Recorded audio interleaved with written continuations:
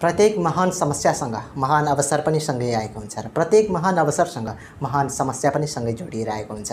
प्रत्येक महान वरदानसँग महान जिम्मेवारी पनि आएको हुन्छ र प्रत्येक महान जिम्मेवारीसँग महान वरदान पनि जोडिएर आएको हुन्छ। नमस्कार तपाईहरु सम्पूर्णलाई, म तपाईहरुलाई स्वागत गर्न चाहन्छु हाम्रो YouTube programme motivation and life coach वर्कसपमा। म रमेश। हामी यस संसारमा जब मानिस भएर जन्मिन पाएका छौं, जब मानिसको अस्तित्वमा हामी यो संसारमा यस प्रकृतिमा विद्यमान छौं, यो हाम्रो लागि सबैभन्दा गौरवको कुरा हो र गर्वको कुरा हो। यसमा कुनै पनि दुई मत छैन, किनकि संसारमा त्यस्तो कुनै प्राणी छैन, अस्तित्वमा त्यस्तो कुनै प्राणी छैन जसले मानवको जीवनको बराबरीमा आउन सकोस्, मानवको जीवनको स्तरमा आउन सकोस्, स्थानमा आउन सकोस्। त्यसैले हामी मानव भएर जन्मिन पाएका छौं, मानवको एउटा उत्कृष्ट जीवन, महान जीवन बाँच्न पाएका छौं। यो हाम्रो लागि साच्चै नै गौरव कुरा हो। हामीले महान उपलब्धिको साथसाथै महान मूल्य पनि चुकाउनु पर्ने हुन्छ। जब हामीले चाहिँ कुनै महान चीजहरु प्राप्त गर्छौं भने त्यसको बदलामा पनि हामीले केही दिनुपर्ने हुन्छ, किनकि हामीले मानव जीवन पाएका छौं। मानव जीवन जस्तो उत्कृष्ट जीवन पाएका छौं, जुन सृष्टिको एकमात्रै उत्कृष्ट जीवन हो, जसको साथमा ईश्वरको आशीर्वाद छ, ईश्वरको वरदान छ, जसको साथमा असीमित शक्ति छ, जसको साथमा ईश्वरले वरदानको स्वरूप, ईश्वरको वरदान स्वरूप जोसँग असीमित कल्पनाशीलता छ, स्वप्नदर्शिता छ अनि रचनात्मक शक्ति छ, जसको कारणले गर्दा मानिसले आफ्नो वर्तमान र भविष्य स्वयंले निर्धारण गर्न सक्छ र आफ्नो भाग्यको निर्माता स्वयं बन्न सक्छ।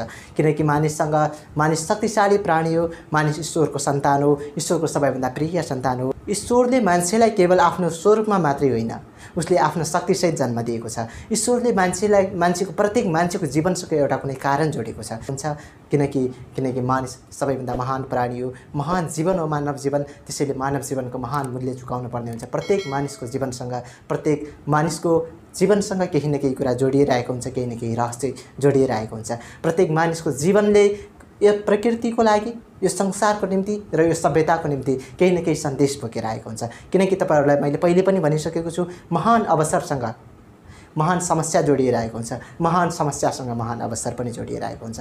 मानव जीवन महान अवसर हो, त्यसैले यो अवसरले महान समस्याहरूलाई पनि पार गर्नुपर्ने हुन्छ र मानव जीवन महान समस्या पनि हो, किनकि यसले धेरै चुनौतीहरू पार गर्नुपर्छ र यसले आफ्नो रचनात्मकता, कल्पनाशीलता र स्वप्नदर्शिताबाट महान उपलब्धि हासिल गर्न सक्छ। त्यसकारणले गर्दा यो महान अवसर पनि हो। मानव जीवनसँग असीमित शक्ति छ, असीमित अनलिमिटेड पावर छ, रचनात्मकता छ, कल्पनाशीलता छ, स्वप्नदर्शिता छ, जो संसारमा, जो यस प्रकृतिमा, जुन यस सृष्टिमा अन्य कुनै प्राणीसँग छैन।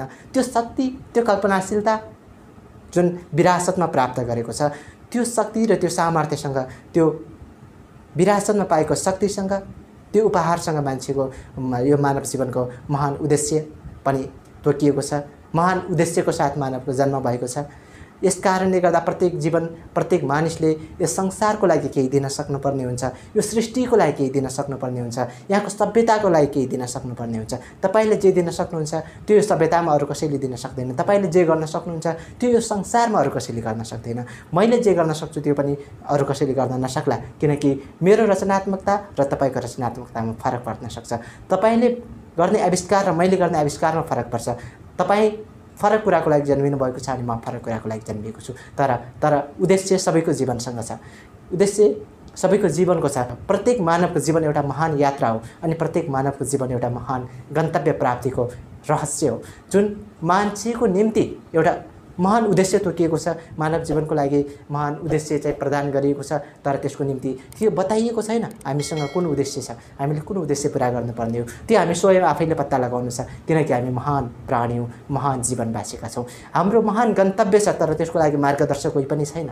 त्यसको मार्गदर्शक हामी आफै स्वयं बन्नु छ, किनकि हामी साच्चै नै महान प्राणी हौं। हामीले महान गन्तव्य हासिल गर्नु छ, तर महान गन्तव्यसम्म पुर्याइदिने कोही छैन, त्यो हामी स्वयंले आफैले जानुपर्ने हुन्छ, किनकि हामी महान प्राणी हौं। हामी बराबरको महानता यो सृष्टिमा, यो संसारमा र यस अस्तित्वमा अरु कुनै पनि प्राणी छैन। त्यसैले हामीमा महान चुनौतीहरू पनि छन् र हामीमा महान अवसरहरू पनि छन्। ईश्वरले हामीलाई दिएको असीमित शक्ति जुन छ, जुन रचनात्मकता छ, जुन कल्पनाशीलता छ, त्यो संसारमा अरु कुनै पनि प्राणीसँग छैन। यो कुरामा कुनै दुई मत छैन। मैले अघि पनि भनिसके, महान आशीर्वादसँग, महान वरदानसँग महान जिम्मेवारी पनि छ। त्यसैले हाम्रो काँधमा महान जिम्मेवारी छ। हामीले यो सृष्टिको निम्ति केही दिनु छ, यहाँको मानव सभ्यताको निम्ति केही दिनु छ र यहाँको संसारको निम्ति केही दिनु छ।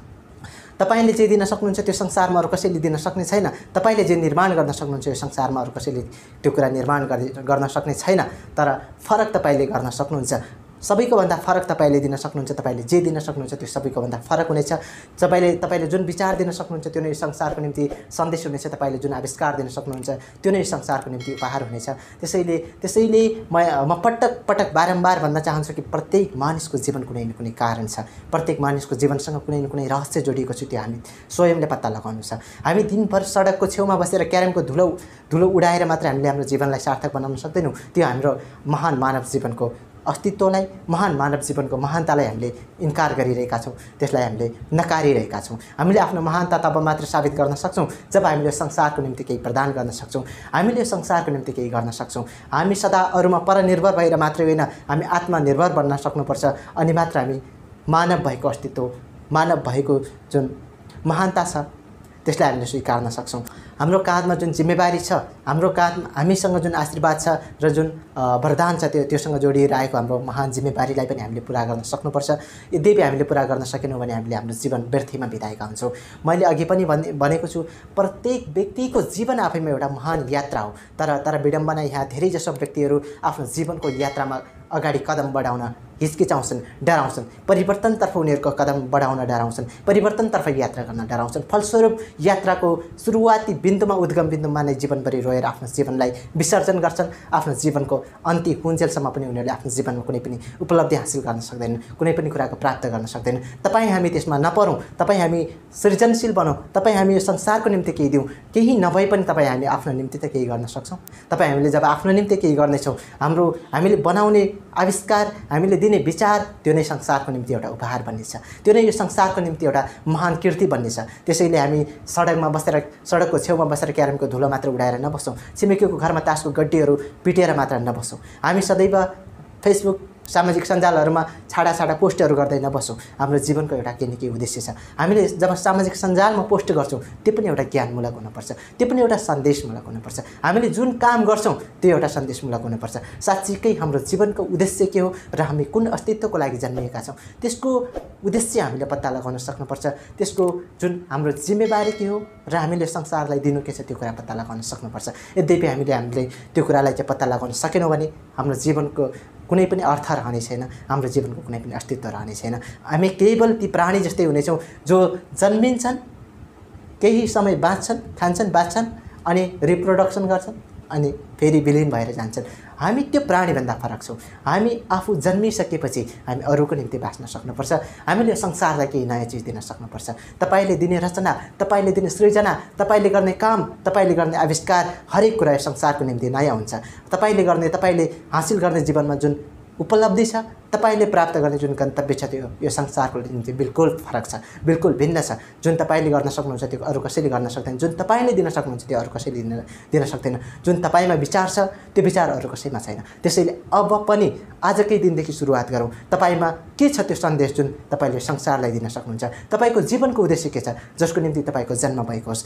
तपाईले यो संसारलाई कुन उपहार दिन सक्नुहुन्छ? कस्तो विचार दिन सक्नुहुन्छ? कस्तो आविष्कार दिन सक्नुहुन्छ र कस्तो के सन्देश दिन सक्नुहुन्छ? तर तपाईले जे दिन सक्नुहुन्छ त्यो नै यो संसारले स्वीकार्नेछ र त्यो नै आगामी पिढीहरूको निम्ति एउटा चाहिँ इतिहासको एउटा चिनो भएर जानेछ। जुन तपाईले बनाएको मार्गमा आगामी पिढीहरूको निम्ति यात्रा गर्न सहज हुनेछ। तपाईले सिकाएको बाटोमा, तपाईले बनाएको निर्माण गरेको मार्गमा आगामी पिढीहरूले यात्रा गर्न सहज हुनेछ। जहाँ तपाईले दिएका सिद्धान्तहरूलाई फलो गरेर आगामी पीढीका व्यक्तिहरूलाई जीवन निर्वाह गर्न सजिलो होस्। तपाईले दिएका सिद्धान्तहरू सर्वमान्य हुन्। तपाईले दिएका हरेक कुराहरू चाहिँ हरेक व्यक्तिहरूको निम्ति स्वीकार्य होस्। त्यसैले म फेरि पनि भन्न चाहन्छु कि हामी बेकममा भएर नबसौँ। हामीले हाम्रो जीवनको उद्देश्य के छ उद्देश्य खोजौँ। हामीले हाम्रो जीवनको मार्ग पत्ता लगाऊँ। हामीले हाम्रो जीवनको जुन महान यात्रा छ त्यो यात्राको रुट पत्ता लगाऊँ। किनभने हाम्रो जीवन यात्राको रुट कसैले पनि हामीलाई बताइदिनेवाला छैन। किनकि हामी आफैमा महान छौँ र महान व्यक्तिले, हामी महान प्राणी भएकै कारणले गर्दा, हामीले महान जीवन पाएकै कारणले गर्दा त्यो जुन महानताको मार्ग छ त्यो मार्ग पनि हामी स्वयंले पत्ता लगाउनु छ। हाम्रो बाटोमा आइपर्ने जति पनि बाधा अडचनहरू छन् ती बाधा अडचनहरूलाई हामी स्वयंले फेस गर्नु छ। ती हामी स्वयंले समाधान गर्नु छ। किनकि त्यो पनि समाधानहरू कसैले गरिदिनेवाला छैन। ईश्वरले हामीलाई समस्या मात्रै होइन ईश्वरले त हामीलाई त्यो समाधान गर्ने शक्ति दिएर पठाएको छ। समस्या त यहाँ पूर्व रूपमै यहाँ स्थापित छन्, पहिलेदेखि नै यहाँ विद्यमान छन् समस्याहरू। हामी जन्मिनु पूर्व पनि समस्या थिए र हामी गइसकेपछि पनि यहाँ समस्याहरू रहिरहनेछन्। तर हामीलाई ईश्वरले त्यो शक्ति दिएको छ कि हामीले ती समस्याहरूलाई पार गर्न सकौँ, ती समस्याहरूलाई सुल्झाउन सकौँ अनि ती समस्याहरूको समाधान गरेर नयाँ मार्ग बनाउन सकौँ, नयाँ स्थापना गर्न सकौँ। त्यसैले हामी प्रत्येकको जीवन एउटा नयाँ स्थापनाको निम्ति भएको छ, प्रत्येकको जीवन एउटा नयाँ सन्देशको निम्ति भएको छ अनि प्रत्येकको जीवन नयाँ आविष्कारको निम्ति भएको छ। त्यसैले आजैदेखि खोजी गर्नुहोस् तपाईँको जीवनको उद्देश्य के हो, आजैदेखि निर्माण गर्नुहोस् तपाईँले गर्नु के छ, तपाईँले यो संसारलाई के दिन सक्नुहुन्छ। प्रत्येक व्यक्तिको आफ्नै सन्देश हुन्छ, प्रत्येक व्यक्तिको जीवनसँग केही न केही कुरा जोडिएर आएको हुन्छ। तपाईँको जीवनको मार्ग कहाँसम्म पुग्ने हो, तपाईँको जीवनको मार्ग कस्तो छ, तपाईँको जीवनको मार्ग के हो, त्यो तपाईँ स्वयंले पत्ता लगाउनुहोस्। तपाईँले यो संसारलाई के दिन सक्नुहुन्छ त्यो स्वयंले पत्ता लगाउन सक्नुहुन्छ। तपाईँले के रचना दिन सक्नुहुन्छ, तपाईँले कुन चाहिँ सृजना दिन सक्नुहुन्छ, तपाईँले कुन उपहार दिन सक्नुहुन्छ यो संसारको निम्ति, यो परिवारको निम्ति, यो समाजको निम्ति। केही नभए तपाईँ आफ्नो निम्ति स्वयं व्यक्तिगतको निम्ति गर्नुहोस्, स्वयं आफ्नो निम्ति गर्नुहोस्। जब तपाईँले आफ्नो निम्ति केही गर्न सक्नुहुनेछ, जब तपाईँले आफ्नो निम्ति केही नयाँ गर्नुहुनेछ, त्यो नै सबैको निम्ति उपहार हुनेछ। सकेसम्म तपाईँ समाजको निम्ति बाँच्नुहोस्, सकेसम्म तपाईँ राष्ट्रको निम्ति बाँच्नुहोस्, सकेसम्म तपाईँ यो संसारको निम्ति केही गर्नुहोस्। केही गर्न सक्नुहुन्न भने तपाईँ आफ्नो निम्ति गर्नुहोस्। जब तपाईँले आफ्नो निम्ति केही गर्नुहुनेछ, जब तपाईँले कुनै नयाँ आविष्कार गर्नुहुनेछ, नयाँ कुरा पत्ता लगाउनुहुनेछ, त्यो नै यो संसारको लागि नयाँ सिद्धान्त बन्नेछ र नयाँ सन्देश बन्नेछ।